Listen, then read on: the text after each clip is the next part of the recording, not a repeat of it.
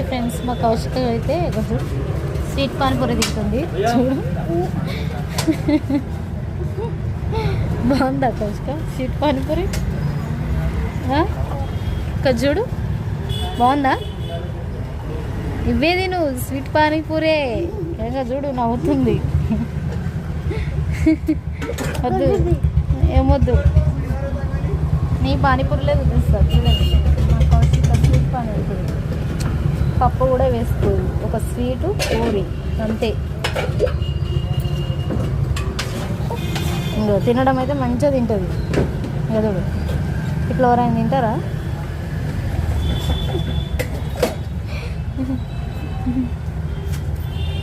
చెప్పు లైక్ చేయండి, షేర్ చేయండి అని చెప్పి.